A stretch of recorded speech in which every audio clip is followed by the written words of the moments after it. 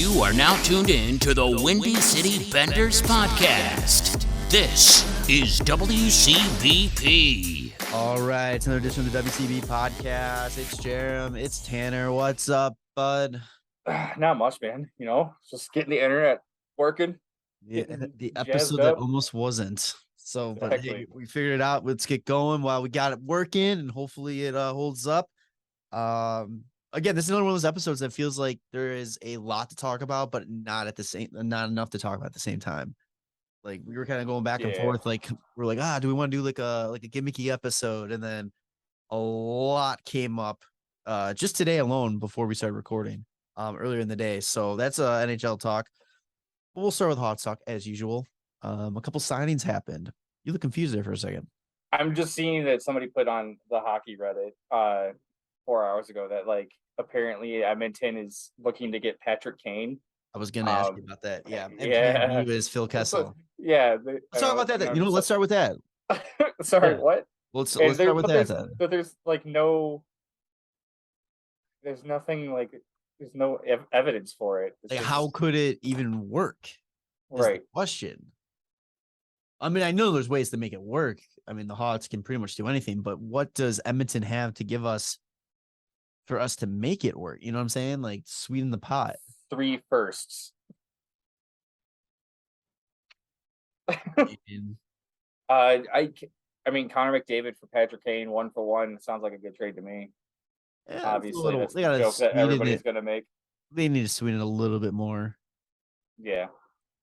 But no, it's like, because it's like we can be unrealistic about that because it's like, what?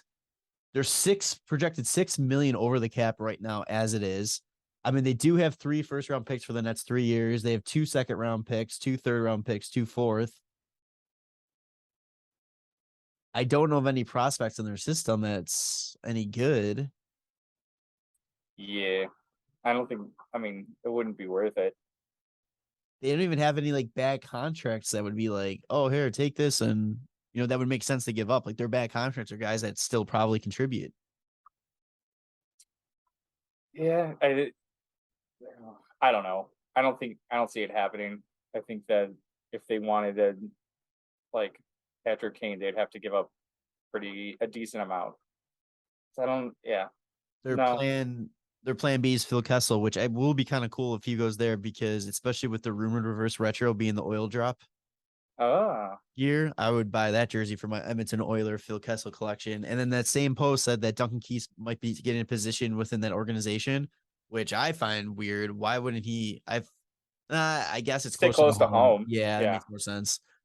Maybe eventually when his kids are older, he'll come back to Chicago, do something here. Yeah, I can see that though. Anyway, back onto what we had written down here. Tanner throwing a little monkey wrench in there, but that's sorry. Okay. I saw that too, and I didn't know if it was worthy enough to talk about. But your confused face, I was like, okay, let's bring it up. So a couple signings happened. We'll first start with re-signings. Yes. Caleb Jones and Philip Kurasev. We knew deals were coming. It just was a matter of like how much they were going to go, term probably, and it kind of came out to what he expected. 1 year for each. Kurasev got $750,000 1-year deal. Caleb Jones 1 year at $1.35 million. Yeah, you're gonna see a lot of these guys, these type of players doing this. It's gonna be 1-year deals, kind of prove it that you can be a focal point on this team, you know, in the rebuild. And I think out of those two guys, Kurasev has a lot to like on the line a little bit. Like he could definitely propel himself and prove him to be like a top 6 player, you know? I mean, I think that those could be easily traded. Well, yeah, but that's the thing. Like, I don't know, like, cool. Like, here's a 1-year deal.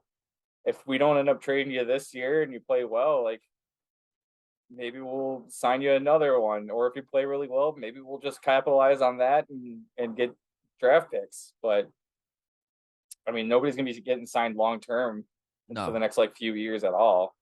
No, it would be silly to do that. But yeah, I think I see Caleb Jones as more of a trade piece. I feel like he would be a good guy that needs defenseman. Where Kurasev, I think Kurasev is only 22. Yeah, he could be a trade piece. Caleb Jones is 25, so he's Caleb Jones has like another year if they were to do I mean, if they did another 1-year contract, like he's a UFA after that, whereas Kurasev still has like some years left as an RFA, where they can kind of just like see how it goes each season, I guess. Right. And it's like, honestly, I think he was just here to make things easier for Seth Jones to come out this way. Oh yeah, I don't think I think he's gonna be gone as soon as there's an opportunity to move him. yeah. I just I don't think see he him was long the term. sweetener for like the fucking ridiculous contract. Oh, Yeah, like, oh, you want to sign long term in Chicago? We'll bring your brother here too. He's like, okay, like you're already gonna give me 9.5, but sounds cool. Another little tiny contract that was being signed. Which these are always like hit or miss contracts. Blackhawks sign drafted free agent Cole Gutman to a 2-year $950,000 deal. He is a 23-year-old forward center, I believe. He was the captain of Denver University, national champion Denver University. That was this past year, right? Yes, Great. He was originally a 6-round I pick. think. Yeah, 6-round pick, 180th overall by the Tampa Bay Lightning. His rights expired literally, I think, on Monday. Hawks signed him today, no, yesterday, 2 days later, 2 days something like that. later. 41 games played last year, 19 goals, 26 assists for 45 points. So, I mean, I never know what to expect of these people. Like hype up these up because it's like, I feel that for as many hits as these guys whose right expire, there's about 20 guys that are just you never hear from again. Yeah, We mentioned I, Drew LeBlanc earlier. yeah, that was off the air. Yeah, like we were talking about that before, and he was supposed to this big hyped up guy, like he was going to be a huge part of this team going forward. Never heard of him again. Yeah, I mean, he's been fairly this kid's been fairly consistent at least. Like his freshman year at Denver, he was 26 points in 41 games.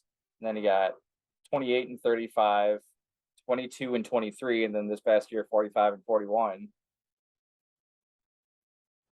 Like pretty good, but also like he's already 23.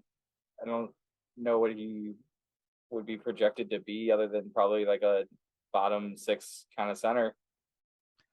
Let's introduce him to Evan Barrett, Dylan Sakura.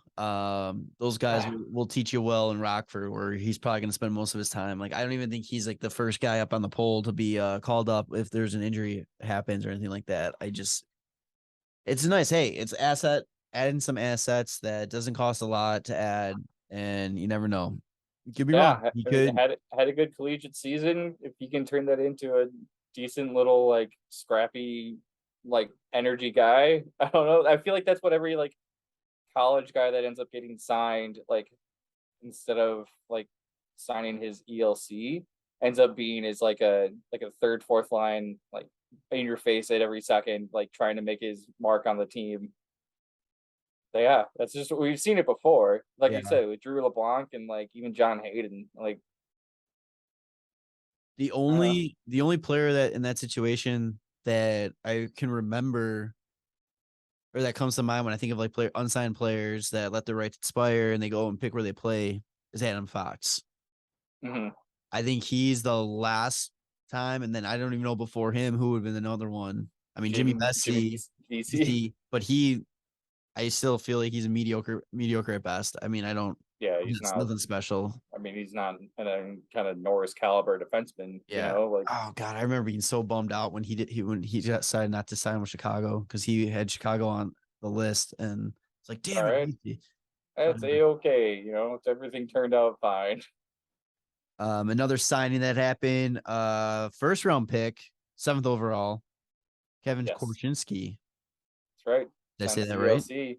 Korchinski. Yeah, Korchinski. that's a great Chicago name. That's all I gotta It say. is. Yeah. You know, Kid was that's a born to very play here. Da Bears kind Nah, of. Bears. Hey, you heard about this kid Kevin Korchinski that they got in 7th overall in the draft area? He's he's gonna be a pretty good little guy. So I just hope they put a Polish sausage in his hand as he signed the contract, and the mustache grows a little bit. The aviators go on. Let's go. Call it a day, kid. What number does he wear? I don't know why, but I just pictured him wearing like number 7 for some reason. But I think it's because he was 7th overall. 55. 55. That's really weird, but okay. Right, Daze, let's go. Hey, there you go. Gotta get that number retired 14 years, 15 years down the line from now, and you just gotta be like Daze Korchinski up in the rafters. I was surprised. I was surprised they signed him to that contract already. Why? I don't know, because I mean, there's obviously he wasn't gonna play. He's not gonna play with the team this year. Yeah, he's gonna still play in the WHL. I think he's on the Seattle. It doesn't Thunderbirds or something. Yeah, it doesn't eat a year, right? No. It's only if he plays 10 games. Yes. Okay, so now I guess it doesn't really matter that he signed it then. Okay. Yeah, no, it doesn't matter. It like if he doesn't touch a game at all this year, he still has a 3-year contract next season. Then I guess I could bring it to my original point. Then what's the point? Does he get? He gets paid. He does get paid. He gets paid. I think it said something like he gets paid like 10.5, like $10,500.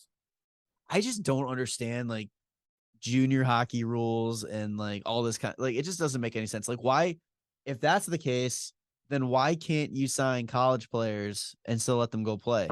Especially now that they have the NIL agreement. I mean, if you wanted to like NIL them. But no, I'm just saying. I mean, honestly, though, that like EA Sports should do that to get the college players into the game. They should just give them all NIL deals. I don't know why they don't have like a college hockey section. So really, probably don't need to do that because they can't pay the players without it being like an NIL. I'm not even talking about paying the players. Like I mean, I want NHL. Like I would think it'd be cool. I'd rather play like choose to go collegiate Europe or CHL. Because like and NBA, like you can do like you can go to college, you can go Europe or whatever, or you can go like street ball route kind of thing. Like it'd be cool. Like it would be cool to do like NHL junior hockey. How crazy would it be to do the college route, get drafted, and then don't fucking sign and choose whatever team. Even though you can already choose whatever team you wanted to go to in the first place, but you're like still just be like, oh, I got drafted first overall, but I didn't sign with that team. I decided to go play at fucking Minnesota. Have they announced who's on the cover of NHL? I don't think so. Interesting. I feel like that's what should have been done by now because that game should be probably coming out soon. Yeah. I don't know. Let's see. NHL 23. Yeah, they still have a predictions going on. Should be like Jack Hughes. Or who else could it be? Zegers. Matthew Tkachuk. You got to go with like somebody like a youth, like a youth. It's gonna be Austin Matthews for the next 6 years. It's gonna be a trade off between Austin Matthews and Connor McDavid. It'd be cool if it was. I mean, even McCarr would be cool. Any of the young guys, any of them would be cool. Sider too. Ooh, that would be cool. Yeah, they're not gonna do that. He's not Canadian or American. Yeah, but he'll be on the cover in Germany. That's about it. His Calder Cup or Calder Trophy acceptance speech, calling out his parents for going on vacation over being there for him, deserves everything in the world. He deserves every endorsement, every award possible. That was so funny. That kid is great, and I hate that he's Detroit. I fucking hate it. Yeah, well, that's what happens when you have a really good GM. Fucking Datsuk 2.0, but the last signing. Yeah, the biggest one. The Avenger has joined the Blackhawks. They brought in Captain America, Jack Johnson. 1 year, $950,000. It hasn't been confirmed how much of that goes to his parents yet.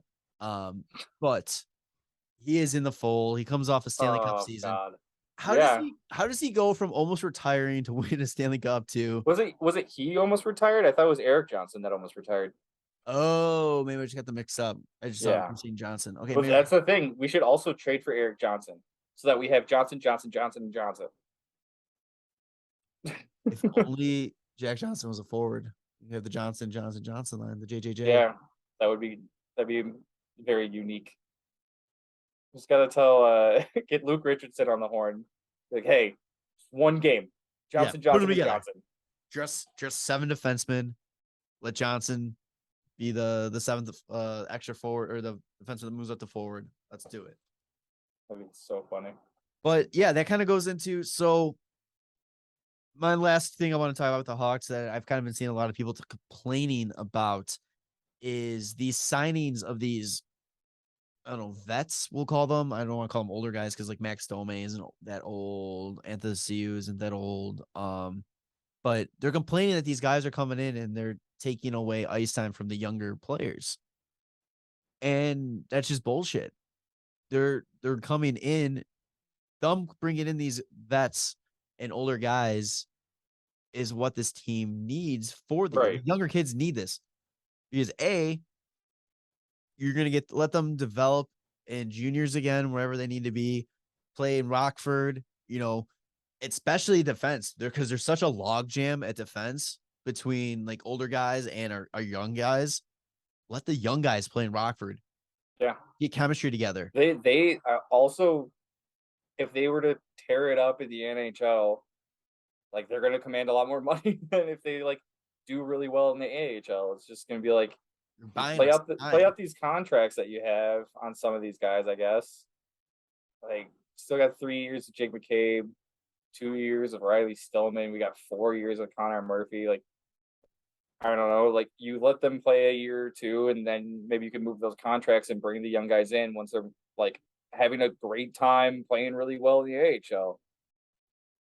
Like, make the Ice Hogs really fucking good. Yeah. And really young. Yes. Don't make the Hawks really bad and really young. Just make them old and shitty with guys that, like, if they have a good season, you can trade away for assets rather than being like, oh, let's get all these guys NHL experience and ruin their entire fucking and here's how I like to kind of put it to it with that being said. I know it's a different position and it's a different growth and all this, but look at what the Hawks did with Anton Forsberg and Kevin Lankinen. You had 2 young goalies who were expected or, had potential to be like the next great goalie, for the organization. They had potential to be these top end guys. They got rushed up way too fast and put into situations and no-win situations where they didn't have somebody older to lean on. They didn't have the opportunity, to like step back and be like, all right, well, what the fuck's going on? Like they were put in terrible teams when Corey Crawford went down and they had no backup plan and Anton Forsberg got the key. Like, here you go. You figure it out. Corey Crawford was the plan. Then that got screwed. And Kevin Lincoln, that fell into the same situation. He just got kind of like that whole goalie situation in the past 2 years is really weird. But anyway, it's like those are prime examples of why you bring in older players to not only where if your young guys have to play, they can learn from these guys. Mm-hmm. Taves talked about it when he was talking about his frustration. We mentioned it. He's like, Kane and DeBrincat, they had this chemistry together. Kane was mentoring DeBrincat, and they were really gelling well. And DeBrincat is how much better DeBrincat got when he was spending more time with Kane, and he felt he had the same thing going on with Doc, and he felt that Doc was really showing improvement when he was able to, pass on his knowledge and mentor him a little bit. We gotta talk about DeBrincat real quick too. Just remember that. But it's like this is what you have to like keep in mind. It's like, yeah, it's a rebuild. You're gonna be bad. But you want to be bad with players that can afford to be bad. Yeah. You can't afford to let your young guys that are going to be who you're trying to rebuild around and give them the keys to the franchise in a couple of years. You can't put them in losing situation. That's all they're going to know. And they're not going to develop the correct way. There's no point in putting them out there against the top teams out there and the top players when they're not ready. So I think Kyle Davidson's doing a great job. I think Kyle Davidson's doing a great job with this rebuild. It's how you do it. It's how you do the rebuild. You don't just rush the young guys in just because like you are going to be bad. Don't let them be bad. Like let them if they're going to be good, let them be really good in the AHL, build a lot of confidence, and like get used to that kind of game. Exactly. And that's what last year was for Reichel. He's going to get more playing time this year, but I think he kind of proved that he's played the AHL game, and I think he is ready to take the next step in the NHL. He's And finally one of those players that they took a little bit slower. Like they didn't bring him over to the AHL right away either. Like he played in Germany for a season or two, and then when he came over, he didn't play on the Hawks right away. he needs He's to still be, only 20 years old. I feel yeah, like he's been drafted like so long ago. he needs to be glued to Patrick Kane until the second that Kane is traded.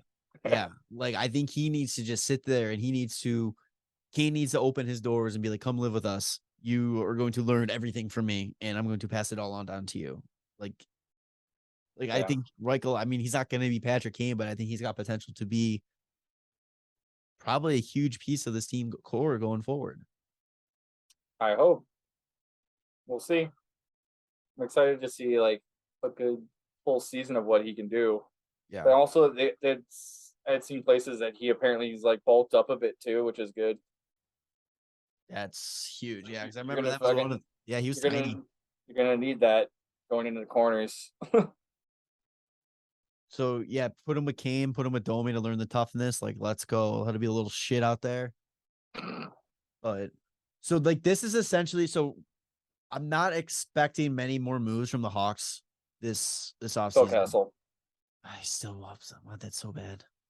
God, Phil every time I Kessel. see somebody like tweet something like, "Oh, I hear something in Chicago," and it's like, "Oh my God, Phil Kessel, here he comes." But It makes sense. yeah, what? He's 34. You just bring him onto the team. How's your Still over? think. Yeah, so how's your overall feeling right now? Like, I know we've kind of talked about it. Like, I know we'll do like a team preview closer to the season and a division preview and all that kind of stuff. But kind of like right now, what's your overall feeling? Like, are you confident that this is going to be a bad team, that we're going to be in Bedard territory? Is there Absolutely. any false optimism that this team could surprise and win? I think if somehow Mrazek just is like an insane man, then the Hawks might win some games. But like he's gonna have to play better than like Fleury did last year. Fleury played pretty goddamn great. Oh yeah. And he's gonna have to play way better than that. I don't see that happening. He's not. His career is not like super hot or anything like that. He had like one really good season in Detroit where he played 54 games, 921 save percentage and 233 save or goals against average. And it hasn't really come close to that over like a longer span of games. I don't think it's gonna be good. Goaltending's going to bad. be bad. Our defense is Defense looking is like gonna be bad. Seth Jones, Jake McCabe, Riley Stillman, Caleb Jones, Jack Johnson, Connor Murphy. Is Connor Murphy gonna be healthy at the start of the season? That I don't know. I haven't really heard anything. I mean, he's been on. I've seen pictures. He's been on the ice and stuff. I don't know. Mm-hmm. I haven't heard much about that. I think like the only young guy out there is going to be like Alex Vlasic. And I think him and Caleb Jones will kind of flip flop. Yeah, I could see that. Maybe Stillman too. Yeah, it's one of those things where like I feel like Vlasic can play the whole season, but like they might just not want him to. I just kind of like learn from also like watching. But I don't know if he's gonna is gonna learn from Jack Johnson. I don't. His game's not the same as like Seth Jones. I really don't get Riley Stillman either. Like, yeah, I don't know why they were so high on Riley Stillman. I don't understand. Like they were so high on, but then again, that was the last. Or who signed him to that extension? Was it Bowman or Davidson? Okay, never mind. Because I was gonna say I couldn't remember if it was Bowman or Davidson because I'm like I can't understand why there's this extension sign, and it's like I always feel like when people talk about the Blackhawks fence, he's always looked over. Like he's not even brought up as like a guy that like, oh, you can steal something with him kind of thing. He's just there. I don't even, other than like Caleb Jones, I don't think any of these signings have been from Davidson. Or I mean, and Jack Johnson, obviously. Yeah. But like from the defense core last year, I think everything. Oh, Kyle Davidson signed Vlasic's contract, but when it comes to like Seth Jones, Jake McCabe, Connor Murphy, Riley Stillman, like that's all Stan Bowman, and those are not great contracts. Yeah, but like I love Connor Murphy, and I don't honestly think there's anything really wrong with the contract. I think it's not right for the situation that the Hawks are in. Like you're not going into a rebuild with a guy starting a contract at a 4.4 for 4 years. And he's just good defensively enough where it's going to be like, fuck, like, what are you doing out there, man?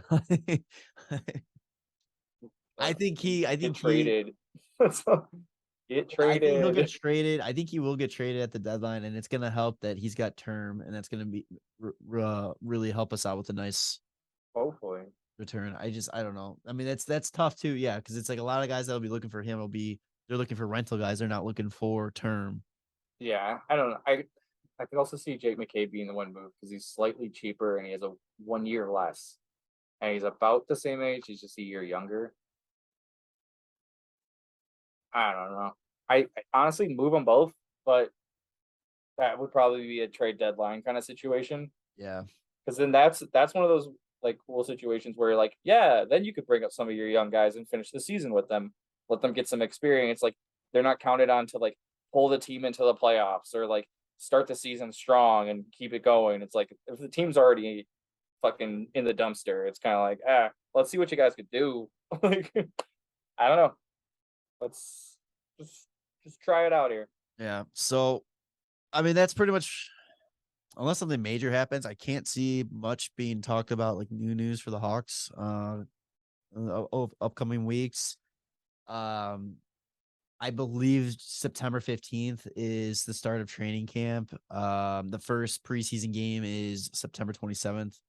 And then the season will just be right around the corner there. So brace yourself, Hawks fans.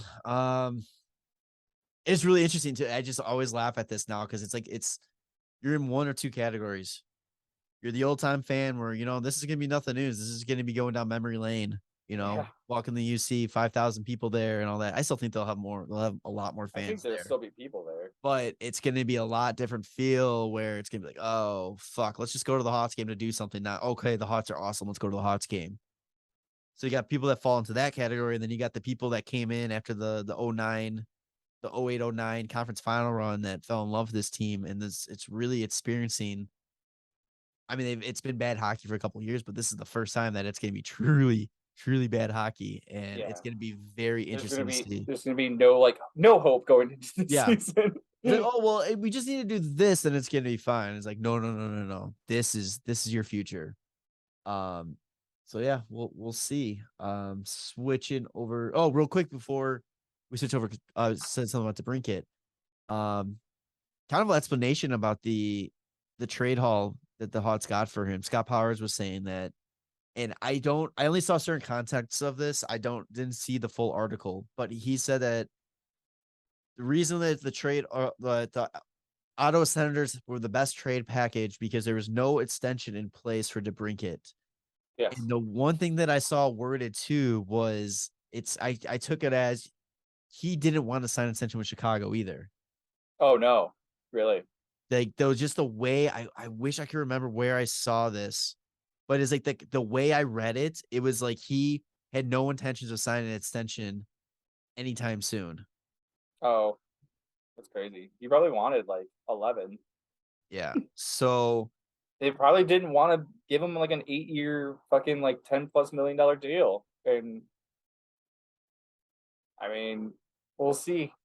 We'll see how he does this year. He's going to be on a really good offensively good team. But we'll see. One thing before we go to like regular NHL stuff, other kind of Hawks news is Pat Foley's going to call a Cubs game. Yes, I forgot about that too. And that's Tuesday, the 23rd. He's calling the second game of a doubleheader against the Cardinals, which is going to be really cool because didn't he say something like, he goes, the last thing I have to do to check off my mediocre career is to call a game, would be to call a game in Wrigley Field. He said something along those lines. Maybe. And there it is. He's calling the first 3 games on 670 the score. And then the rest of the game will be on Marquee Network. I'm really looking forward to that. I can't wait till you hear like sound clips because I'm probably not gonna be able to catch it. Where he loses his mind in the third inning with 3 guys on, 3 no count or a 3-2 count with a third strike, and it's 3-3, and it's gonna be just so many threes. He's just gonna like start going like trade. Gonna come back to him, he's got like a nosebleed, and he's like, yeah, out. his eyes are rolling back in his head. It's like, oh, they broke him. That's why he only did hockey. Yeah, it's gonna be fun. Yeah, it might be the first Cubs game I actually watched a full thing this year. I have not really watched the Cubs since 2016. I saw they the haven't World played Series. since then. That's So. it. Yeah. So NHL talk, just a little bit to talk about here really quick. Some minor news. NHL announced it today that Nashville will be the home of the NHL awards show and the NHL draft.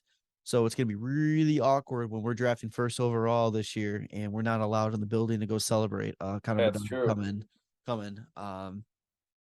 to Chicago. So that'll be interesting. And also there was Kyle Turris retired.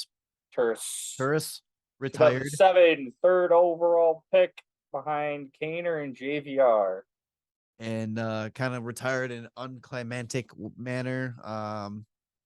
Hey, he played hockey for as long as he did professional hockey, but yeah, not much to talk about for the third overall pick. No, just kind of made his way around team to team. I mean, at certain points, he had like a decent, like he made some money. Yeah, like I said, he got to play professional hockey. He made money. He made $43 million. Just probably when your third overall pick, you got a little bit more, expectations there, and just really didn't hit. NHL released their COVID rules for this upcoming season. We won't really talk about it. It's extremely very contradicting to what they're saying. But it's just I'm kind of surprised they're still running with it. I guess it's mostly a Canadian thing at this point. I can't see too many teams, suspending their players for it. I think because there's a lot of frustration among the league about. Kyle Turris still gets paid because he got bought out. By who? So by Nashville. So he gets paid up until 27, 28. $2 million a year. All right. Good for him. Hey. That's hilarious. Sorry to cut you off there. No, I it's just fine. noticed it. I'm trying to figure out what I wrote down here. I wrote really quick. Oh, Boston. Yeah. Putting the band back together. They're doing the old Hawks thing. Stan Bowen must have a hand in that team now. I mean, Bergeron never really left.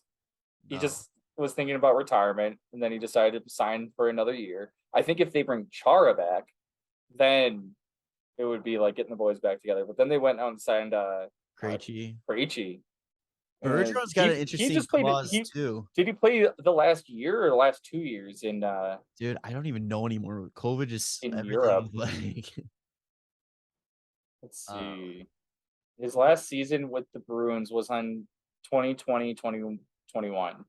So it was just the 1 year last year.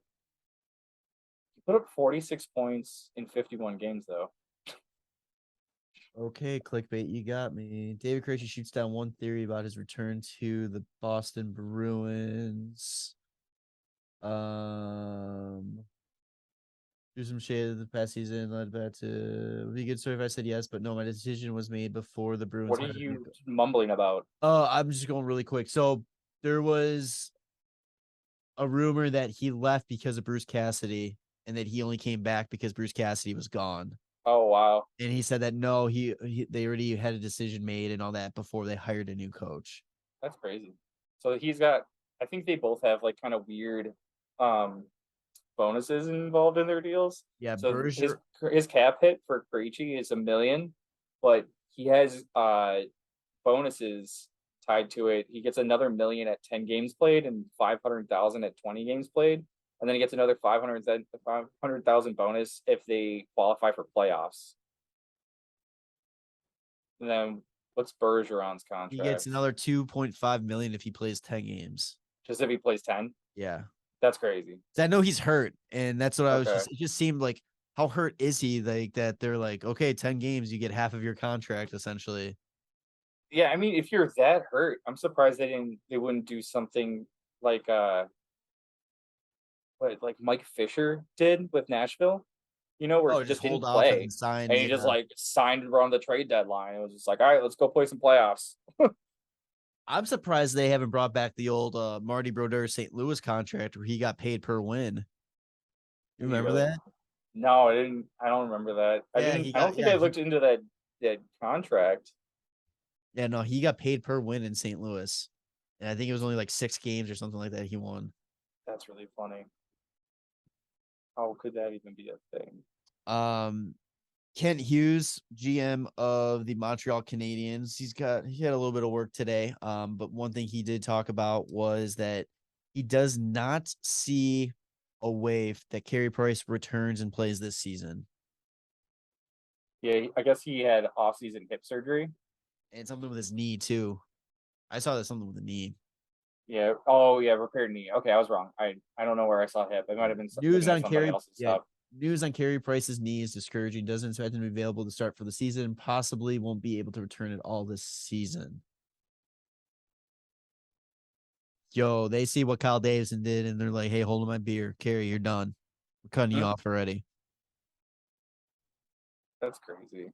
And then they also ended up bringing in Sean Monahan with a nice little trade package where they acquired him in a first-round pick from Calgary for good old future considerations. That dude's getting traded a lot this year.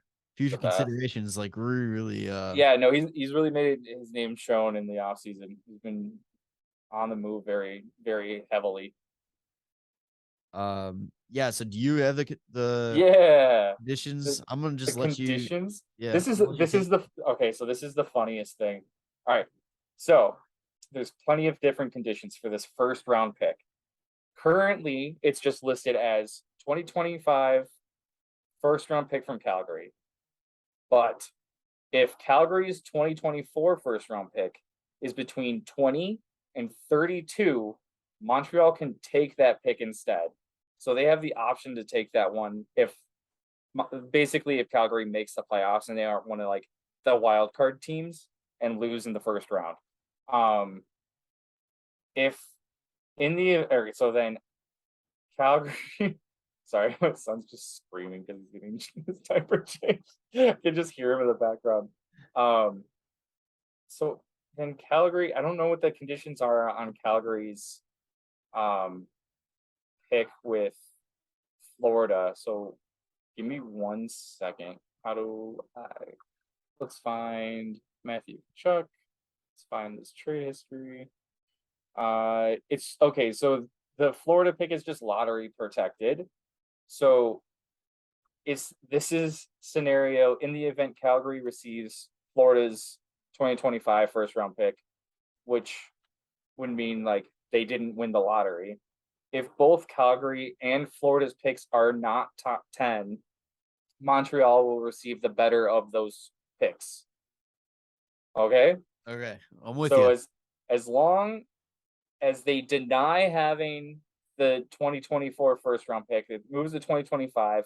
If both picks that they can choose from are not top 10, then they get the better of the two picks. If Calgary's pick is top 10 and Florida's pick is not top 10, they would just receive Florida's pick. Cool. Let's say what is this condition? Okay. So let's say Florida wins the draft lottery in 2025 and Calgary does not have that pick anymore. So in this situation, Calgary doesn't have Florida's first round pick and Calgary's pick is not top 10. Montreal will receive the Calgary pick. And if if Florida's pick is not top 10, is a better pick than Calgary's, and it was transferred to another team due to prior conditions, Montreal will receive Calgary's fourth round pick as well. because I guess there's other conditions tied to this first round pick. Apparently, I don't. How are there more conditions tied to it? I want to be the guy, or I want to meet the guy that's in charge of figuring out or keeping track of all the conditions and on all these trades that are being made. I want a draft pick just to be traded between 40 fucking teams, like every team at least 40 times. So it's like, okay, well, it was got the condition from this team, but then it got traded to this team. So the condition on that changed to this. And then this team has the condition on this one like this. This is insane. This is nuts. I'm not done yet, by the I way. know you're not done. That's what's I'm giving you a second to catch your breath. So 2025, Calgary does not have Florida's first round pick, but Calgary's pick is top 10. If Calgary's pick is first overall, then Montreal will get Calgary's 2025 third and the better of Calgary or Florida's 2026 first round picks. Because in this scenario, they didn't get Florida's 2025 first round pick. They got their 2026, and then they're sliding their pick from 2025, also from 2024 to 2025 to now 2026. And they get to choose the better of those two. If Calgary's pick is either second to 10th, then Montreal receives that first round pick. And that's it. Yeah, that's it. No wonder it took hours for them to announce the Monahan trade. Like, yeah, everything that happened. It doesn't make sense. It's How- I mean, I get it because there's conditions on the picks that they're involving Who comes up from with this? Florida. I mean, honestly, if I'm Montreal and Calgary ends up making the playoffs and like into the second round, even, like, I'm just gonna be like, yeah, no, just give me 2025, and then hopefully they end up getting they get one of those picks. I don't know. I'm proposing conditional picks in fantasy this year. Yeah, I don't know how to do that. I'm not gonna keep track. But yeah, that's a really we keep saying like, hey, wild conditions. This is the wildest. Somebody edited, like, you've seen Star Wars, right? Mhm. The intro with like the scrolling text of like, Oh yeah, like, like the story of the movie. Somebody did that the same style with all the conditions going up on the screens, and I think it was shorter than longer than the Star Wars intros. honestly, I'm like lightheaded from trying to fucking say all of it and comprehend all of it at the same time. Just say Montreal gets a first rounder. If they keep pushing it off, it could end up being top 10, possibly. Yeah. And all of that was done to trade Monahan for nothing. Yes. So that they could sign Nazem Kadri. Honestly, I don't understand what Calgary is doing. They clearly don't look at Vegas and see you're supposed to do future considerations for one of your best players, not one of your like okay guys. Guy you've been trying to move for a while. Like I know you just signed Huberto, but that's the guy that you're supposed to get future considerations for, or Markstrom. Speaking of Vegas, just like Fleury, you go with Markstrom, you toss him in, and you go future considerations. We need the cap space for Kadri. Real quick, because you're speaking of future consideration, and because Carolina made the funny post thanking them for their time. Matt Pacioretty, since we last recorded, is that's right. out like 6 months with a torn Achilles. Yeah, he'll be back in February. Yeah, that's just a bummer. I was excited to see that Carolina team at full health. Yeah, I mean they're going to be at full health right when they need to be, and yeah, that's gonna be nasty. If they're doing well up until then, it's going to be pretty nasty. But okay, so Kadri, yes, saga finally comes to an end. Where is he going to go? Where is he going to go? Everybody had been saying he's going to be going to the Islanders for the longest time, which we'll get there in a second. But nobody goes there in a second. Yeah. Kadri signs in Calgary, 7 years for $7 million. He will double his career earnings by the end of this contract. Damn.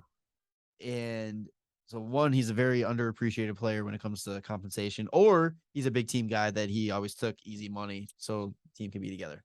I think he was just given the shaft because of like I mean he definitely exploded this year. That's the thing though too. Like he was over a point per game. He like played the entire playoffs, not just the first 2 games. Well, almost the entire playoffs. He did get hurt, but that's not like he was suspended or anything. Yeah. And like really like if it's just kind of like I mean if you had done this a year or 2 sooner, like you probably would have been like making more than 7 mil. And a filthy team around him too. It's Yeah, really Calgary easy went to from put up 70. Calgary went. Oh, sorry, you're talking about Colorado. I'm talking about Kadri last year. It's Yeah, pretty yeah, easy yeah. to put up 70 plus assists when you got When McKinnon. your power play is McKinnon, Landeskog, Rantanen. Rantanen, Yeah. Makar, and you, yeah. I don't even know how many power play points he actually had. But to kind of what you're about to say, here's another thing I saw on Reddit that I was like, huh, that's a good point. The Flames lost 2 of the league's top 20 scorers this offseason, and they gained 2 of the league's top 20 goal scorers. Has this ever happened before? But on top of that, not only did they do that, they also added Uyghur to that as well. Yeah, that's the other big piece too. And you know, honestly, they probably ended up saving money than keeping than if they were to keep Goudreau and Chuck. Because having Kadri at only 7 million is pretty huge. Here's the thing though. They are gonna suck in like 5 years. Oh, and they're gonna have fucking 18 million in 2 guys that are 34 and 35, and then they're still gonna have 4 years or 3 years after that because both of these guys are signed until they're 39 and 38 years old. I mean, Kadri 37. For 37 and 39. Kadri's style of play, he's definitely on the wrong side of 30. I mean, he definitely that contract's is not going to hold up.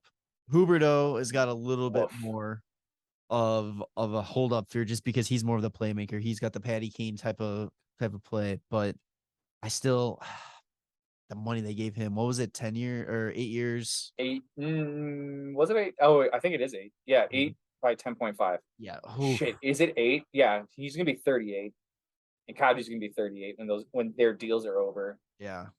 Because jeez, yeah, but oh my god. Short term though. Yeah, that's the thing. Like, I'm sure it was just kind of like an overpayment to like basically say we need to win the cup in the next 2 seasons, 3 seasons. Because in 2 seasons from now, a lot of their guys are gonna be needing new contracts. So, like the guys that Dylan Dubé, Elias Lindholm, Tyler Foley, fucking. I mean, they're not gonna sign Lucic again, probably. Or if they do, it's gonna be much cheaper than 5.25. Honestly, I'm kind of surprised we didn't get hit up to take his contract. Yeah. But a lot of their team is like they have 2-year deals at the moment. Yeah. So I think like they kind of overpaid for I still just think like 8 years at 10.5 for Huberdeau when he's already 29, but he also has a year left on his contract, so it doesn't start till he's 30. From 30 until 38, paying 10.5 for a guy. Ooh, yikes, bud.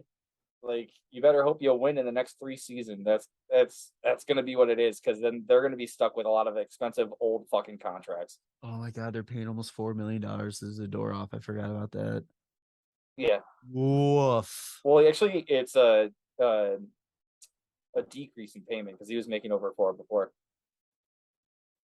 But he was making 3.7. I thought he was making over. He wanted over 4. He wanted over 4, and that was the number that got thrown out. And we were like, when they were talking about if the Hawks were going to sign him or not, and he's like, "Oh yeah, they're asking for like he wanted 4 or 5." Fuck out of here. Both of us. Fuck out of here. So in one offseason, has there ever been a team that has gone from total like the sky is falling and we are a fucking joke franchise to, oh yeah, no, I think we still have a shot at the cup? What was the light situation on the outside of the Saddle Dome? The Sad Dome. The Sad Dome. Yeah, they probably just popped the lights back on. Like I don't remember there ever being an offseason like this for a team to go from losing 2 franchise players, right, But here's the thing too. Like they did, if you go just points wise, like you did basically replace the guys that you lost, but you just I didn't even realize Gaudreau's 29. Yeah, you lost in age though, Right. because Yeah. Matthew Tkachuk is only 24. And yeah, I mean, fuck, man. We'll see what happens. Is this team? So I saw a couple of people say this, and I want your opinion. Is this team better than they were a year ago? Yes, I would say probably so. Just because of the like you're adding Mackenzie Weegar in. Yeah. That's, I mean, I just don't think that Johnny Gaudreau is a good playoff player. He's too small, and he's not like super fast. That Uyghur, we both thought Uyghur signed already. Yeah. It was a fake tweet. I remember that now. It got Oh, debunked. okay. Yeah. So yeah, he still hasn't signed. Yeah.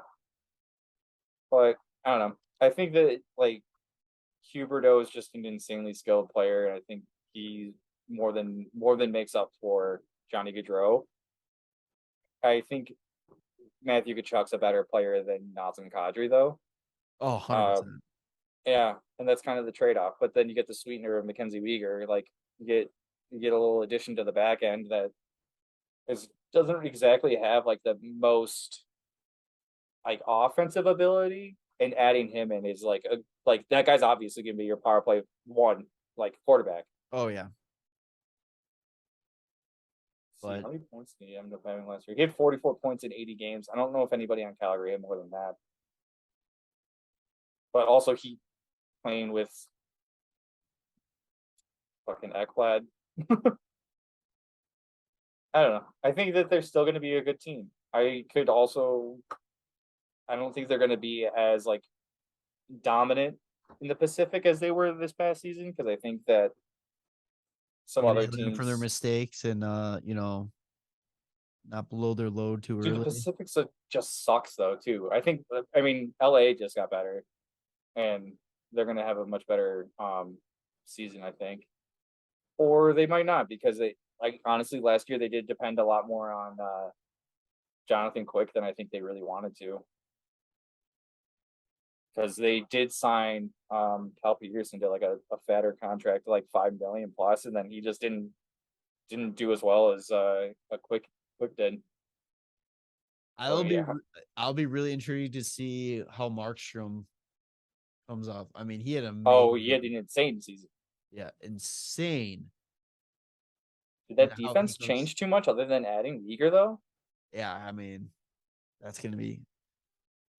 gonna be a fun team to watch, I think, for sure. And it's a shame too that the Battle of Alberta is only 3 games, because Kadri going into the same division as fucking Evander Kane after how he that shit last year. Oh god, that's gonna be the first. That's gonna be a fun game to watch, and it's a shame that it's only 3 games they play each other. But you think he just gets suspended because dude, he's just gonna do something that's gonna be like, yeah, we all knew he was gonna get suspended.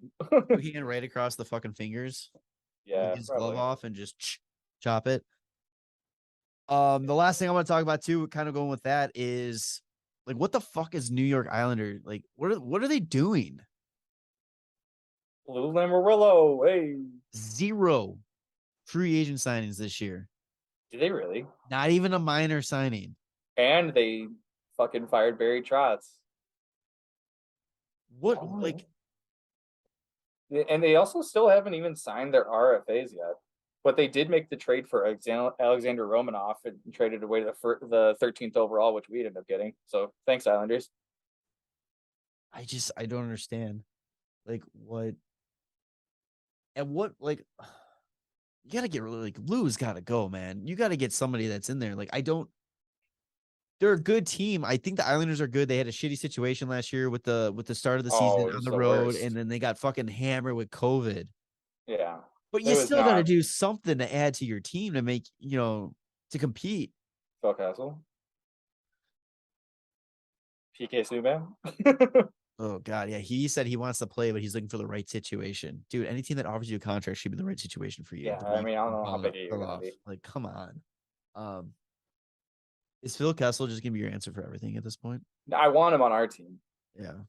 but I mean, like, I just want him to get signed as well. I don't Detroit know and what's going Vegas. on. Detroit and Vegas, the only two teams I would not want him to go to. St. Louis. I don't want to go to St. Oh Louis. yeah, St. Louis. Fuck St. Or Louis. Boston. I don't want him to go to Boston either. He already played for Boston, so it doesn't matter. Yeah, but I don't. But if he goes back to Boston, that's not the type of band. That's not the type of band they need to get back together. then I can actually order his jersey because I tried it because I like to have a Kessel jersey from each of his teams. I can't get a Kessel Boston jersey because he's still an active player and he doesn't play for the team. Doesn't matter that he played for them. It won't let me Oh, order it. really? Yeah, it's so fucking stupid. And Huh. then like the Kessel jerseys I It's find on eBay. dude, they're fucking ridiculous expensive. It's so stupid. That is really dumb. But He played 3 seasons in Boston. That's about it. yeah. He lost a testicle in Boston, guys. Come on. Let me buy his jersey. Sign him. How many people know that? How many people like do you think I know forgot that about he had testicular cancer? Yeah, I And forgot about people that. make fun of him being a fat guy. I knew he had cancer. I forgot what kind it was. Then I was like, oh yeah, okay. In the balls. But yeah, Islanders, they better really hope that this team remembers how to play and they're able to stay healthy and all that kind of stuff because I mean no cap space, right? No, they have cap space. They have 11 million. And Kadri signed for 7 and they said that they couldn't make the money work, like they couldn't free up space for him. Yeah. Well, here's that's the thing though too. They are going to have to sign Barzal in at some point this year, probably an extension, or I mean, if he fucking hates it. There's even a rumor that they were going to trade Barzal so they could sign Kadri.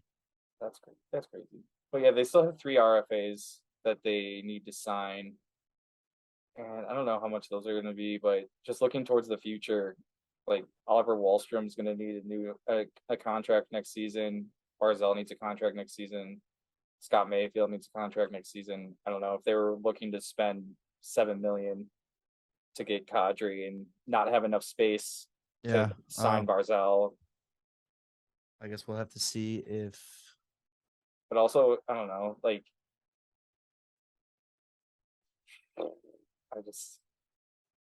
I just think that in my own mind, the way that I picture Lou Lamoriello with how he handled Barry Trotz just getting fired, even though that team was just screwed from the get-go this season. I just don't. It's just in my head, he's too old to do this now. I mean, he might have been a great GM and might have had great contact with Kadri and just didn't go down correctly. But in my head, he's not good anymore. that was another thing I saw too. It was a gif of this guy searching through papers and it was Lou trying to find the contract he swore Kadri signed. I don't know, but yeah, I don't understand it. And it's definitely time for I think Lou to hang it up. Yeah, how do you not sign anybody? Your team didn't make the playoffs. And you fired one of the best coaches in the league. Right. But you don't add anything. It's confusing. Yeah, I don't know. So I mean, there's still time. We'll see what happens. That's all I got. Let's see. USA in the continued World Juniors sucks. Yeah, they lost. But they didn't have somebody special. Yeah. They decided one of the last cuts was going to be Frank Nazar Jr. And maybe that was their demise. Speaking of Phil Kessel, do you think he's sitting there at home but I could have been doing something here today? Him and Frank. The other thing that I kind of liked about him being cut was I'm sure he's pissed. Oh yeah. Juniors are going to be coming right around the corner because they're only less than 4 months away, or actually just over 4 months away. And I'm sure he's going to make the fucking team and he's going to probably lead the team in points. That would be awesome. That's the type of shit, man.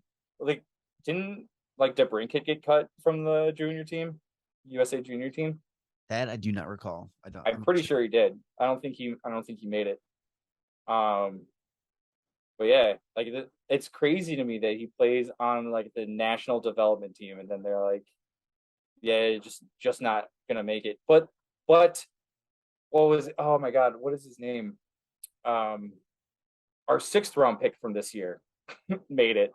Dominic James. Oh yeah, he was cut. Yeah. Alex DeBrincat was cut from the United States World Junior team, despite on pace to score more than 60 goals in the OHL season. Yeah. So that doesn't always tell you the whole story. But we had Landon Slaggert and Dominic James on the team. Landon Slaggert's been on the last like few seasons, which actually not too shabby. He played the last 3 years actually in the World Juniors. I didn't really keep track of how well he did this past season. But yeah, I'm calling it right now. Frank Nazer, he's going to make the junior team this December, and he's going to lead the team in points. Put his dick out there and just like, suck it. Yeah. And then he comes in and signs Woods Calder trophy. Yeah, because I mean, I don't think Logan Cooley's going to end up playing if Arizona ends up having him play. No, he decided Logan Cooley. Is he going college? He's going to college, and people cited because he felt like he wanted to play in a bigger arena. Where is he going? Minnesota. Oh yeah, no, absolutely. Yeah. He's gonna have a wild fucking atmosphere there, man. That's hilarious. Do you want to go play for the University of Minnesota or for a NHL team that's got a quarter of fans that are going to be there? But you get paid though, so yeah, that's true. And the quicker you get paid, the quicker you get paid more. Just on a national imaging likeness deal, and you'll be fine. Oh, true. I mean, I don't know how many hockey players sign those, but no. Speaking of that, though, I know totally random off topic. I saw there was a football player that signed one with a air conditioning company because his name is the coolest. Yeah, the coldest. I'm like, the coldest. My God, that is just amazing. It's really silly. Fantastic. But yeah, USA sucks. I mean, to be fair, they kind of got screwed. They had to play against the Czechia, or however you say that now. Czechia, right after they gave Latvia their first ever win in World Junior preliminaries. That's funny. So, I mean, they were kind of pissed. So, I think shouldn't have done it. Shouldn't have done it. So, all right. You got anything else? No. All right. Episode 187. Tanner, what do you want to call it? Shit. I didn't even think about that. He's not thinking about it. It's hard when there's nothing to like. Oh, Captain America, bring him in. Here comes Captain America. You know what? I was like, if you didn't have anything, I was gonna do something Captain America related. So we're on the same page. That huge portion of the show that we talked about Jack Johnson. Yeah. Also, I just love the fact that there's Jack Johnson on our team now, because sometimes I just like throwing a little Jack Johnson and a little banana pancakes. Somebody when he signed too, was like, "Oh man, intermission's gonna be so awesome with the live performances." Yeah, dude, if he ever scores, just fucking banana pancakes, not Chelsea Dagger. Yeah, also, retired Chelsea Dagger. All right. I'll agree with that being just instead of getting hyped up, everybody gets real mellow. Or like sit and wait and wishing plays or something like that. I don't know. Like, oh my god. Oh my god. The goal song should just every game should be a different Jack Johnson song. Yeah, that'd be great. Oh god. All right. So episode 187, something related to Captain America. I'll figure it out. Or no, how about that? How about play banana pancakes? Let's call it that. Yeah. He scored 1 goal last year. Do you know which one it was? First goal of the season for Colorado. Against Chicago. Against the Hawks. That's right. That's when we're all like, we're all pumped and he scores. We're like, fuck. Fucking A, man. Oh, hilarious. Amazing. Hilarious. All right, episode 187. Make sure to follow us on all social media at WCB Podcast. Like us on Facebook, the Windy City Bender Podcast, Spotify, the Windy City Bender Podcast, Apple Podcast, the Windy City Bender Podcast, YouTube, the Windy City Bender Podcast. Like, subscribe, 5-star, share, get us back. Hey, we took a week off and we had the 200th ranked hockey podcast in America. We broke the 250s like their cutoff. Yeah, we made the charts at 200. Hey, I don't know how, but so let's do it again, guys. Let's go. We actually did something. Hey. People like us more when we don't talk. But that's hilarious. I love it. All right. So yeah, we'll see you on the next one. All right. Love you both. Bye. The Windy City Benders Podcast. Subscribe to the show on Apple Podcast, Spotify, and YouTube. And follow the boys on socials at WCB Podcast.